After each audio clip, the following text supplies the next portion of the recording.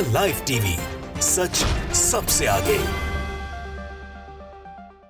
नमस्कार, the live TV आप देख रहे हैं। आपके साथ मैं हूं आदित्य कुमार। दरअसल एक मशहूर शायर का शेर था कि सरहदों पर तनाव है क्या, पता करो देश में चुनाव है क्या। चुनाव आता है तो बवाल होते हैं, चुनाव आता है तो ऐसे तनाव पैदा किए जाते हैं, दंगे फसाद भी होते हैं, हिंदू मुस्लिम भी किया जाता है, तरह तरह की चीज़ें होती हैं ताकि चुनाव को प्रभावित किया जा सके। अब एक खबर आती है, वो खबर है केरल से। केरल में आरएसएस के एक लीडर के घर से बहुत विस्फोटक पदार्थ बरामद हुआ है और ये काफ़ी मात्रा में, लगभग 770 किलो विस्फोटक बरामद हुआ है।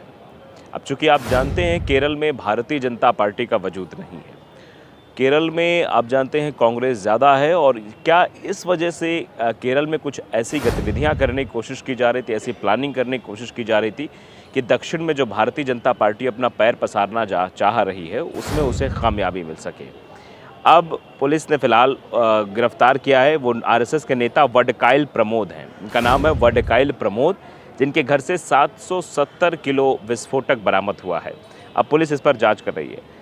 दरअसल लोकसभा चुनाव से पहले केरल के आरएसएस के नेता के घर में बड़े पैमाने पर यह विस्फोटक पदार्थ बरामद हुआ है, जिसके बाद से इलाके में दहशत का माहौल है। और अब पुलिस ये भी जांच कर रही है कि आखिरकार इस विस्फोटक को रखने के पीछे का मकसद क्या था और इस विस्फोटक का कहां कहां इस्तेमाल किया जाना था।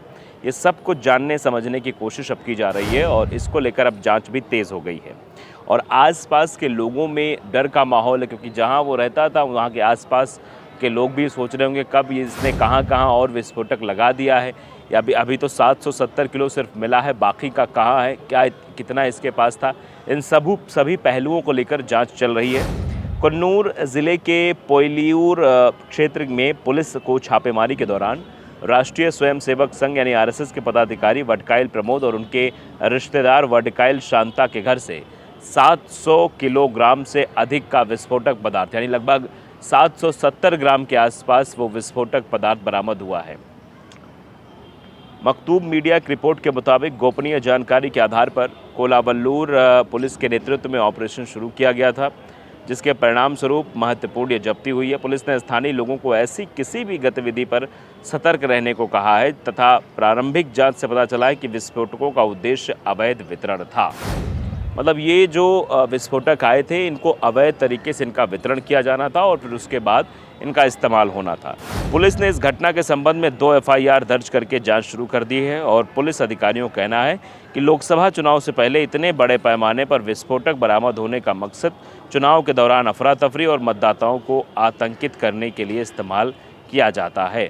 तो आप समझ सकते हैं कि मतदाताओं को आतंकित करने के लिए इस तरीके की चीज़ों का इस्तेमाल किया जाता है। और ये जो खबर है ये अपने आप में इस बात की तस्दीक करती है कि इस तरीके से चुनाव को प्रभावित करने के लिए ये ऐसी चीज़ें की जा रही थी। क्योंकि आप समझिए केरल में आरएसएस के नेता के घर पर अगर 770 किलोग्राम विस्फोटक बरामद हुआ है तो ये अपने आप में बहुत बड़ी खबर है। और क्या ये चुनाव को प्रभावित करने के लिए था, क्या चुनाव को जो सही तरीके से चुनाव होता है उसमें बाधा डालने का काम था। आप देखिए सत्य हिंदी ने भी इस खबर को तरजीह देते हुए लिखा है अपने आर्टिकल में कि आरएसएस नेता घर से 770 किलो विस्फोटक बरामद हुआ है, केरल में जांच शुरू हो गई है। पुलिस ने बताया है कि छापेमारी के दौरान आरएसएस पदाधिकारी वडकाइल प्रमोद और उनके रिश्तेदार वडकाइल शांता घर से विस्फोटक पाए गए। प्रमोद नाम का एक और व्यक्ति फरार बताया जा रहा है। एक और व्यक्ति है जो प्रमोद जिसका नाम है वो फरार चल रहा है, पुलिस उसकी तलाश कर रही है। मखतूब मीडिया ने पुलिस अधिकारी के हवाले से बताया कि गोपनीय जानकारी के आधार पर कोलाबल्लूर पुलिस के नेतृत्व में ऑपरेशन शुरू किया गया था, जिसके परिणाम स्वरूप ये महत्वपूर्ण जब्ती की गई है। पुलिस ने कहा कि स्थानीय लोगों को ऐसी किसी भी गतिविधि में पुलिस को इन्फॉर्म करना चाहिए जहां पर लगे कि हाँ कुछ संशय है, हाँ यहाँ विस्फोटक लगाया गया है, कुछ ऐसा है। क्योंकि ये जितना भी विस्फोटक आया हुआ था इसका मकसद था कि चुनाव को प्रभावित करना। और नतीजन घटना के संबंध में 2 मामले दर्ज करते हुए कानूनी कार्रवाई भी शुरू कर दी गई है। इन संबंधित घटनाक्रमों के बीच क्षेत्र में सुरक्षा सुनिश्चित करने के लिए प्रयास भी बढ़ाए जा रहे हैं। विस्फोटकों का पता लगाया जा रहा है, क्या 770 किलो से ज़्यादा भी विस्फोटक था और इसका कहाँ कहाँ इस्तेमाल किया जाना था, उन सब चीज़ों पर भी जांच चल रही है, उन सब चीज़ों को पकड़ने की कोशिश हो रही है। पुलिस सूत्रों की अगर माने तो पुलिस ने कहा है कि इनका मकसद चुनाव के दौरान अफरा तफरी और मतदाताओं को आतंकित करने के रूप में इस्तेमाल किया जाना था। आप जानते हैं 400 पार का नारा भी एक राजनीतिक पार्टी के द्वारा दिया जा रहा है और वो 400 पार करने के लिए किन किन चीज़ों का इस्तेमाल किया जाना है, ये अब धीरे धीरे चीज़ें निकल कर सामने आ रही हैं। दरअसल 770 किलोग्राम विस्फोटक का मिलना और वो भी आरएसएस के नेता के घर पर मिलना और उसमें से कई लोगों को फरार बताया जाना इस बात की तस्दीक करता है, इस बात को बताता है कि एक बड़ी प्लानिंग केरल में की जा रही थी और केरल के चुनाव को प्रभावित करने की ये बहुत बड़ी कोशिश थी।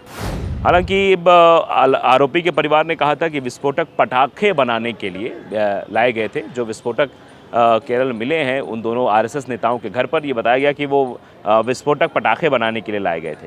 लेकिन पुलिस का कहना है कि पटाखे बनाने और ऐसे विस्फोट रखने के लिए लाइसेंस लेना पड़ता है। लाइसेंस बहुत ज़रूरी होता है किसी भी चीज़ में।